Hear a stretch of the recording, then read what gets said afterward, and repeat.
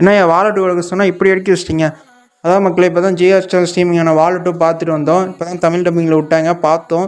பாட்டு மலையாளத்திலேயே இருக்குது, பாட்டு தமிழில் மாற்றலை, டப்பிங் மட்டும்தான் தமிழில் மாற்றிருக்காங்க. வாழையிலேருந்து வாழை 2 ஒரு ஹிண்ட்டு கொடுத்தாங்க. நானும் ஓரளவுக்கு ஹிட் ஆகும் அந்த மாதிரி தான் நினச்சேன். ஆனால் பிளாக் பஸ்டரே ஆயிடுச்சு. சூப்பராக முடிச்சிட்டானுங்க.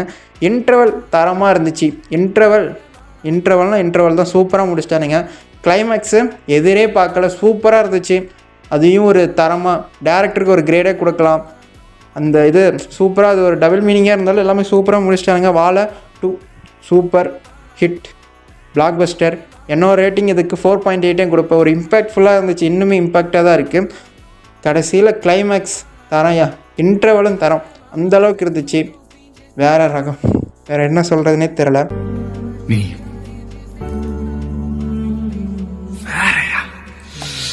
வேற ரூட்டியா நீ. தேங்க்ஸ் ஃபார் வாட்சிங். ஒரு சப்ஸ்கிரைப் மட்டும் பண்ணிட்டு பாருங்கள்.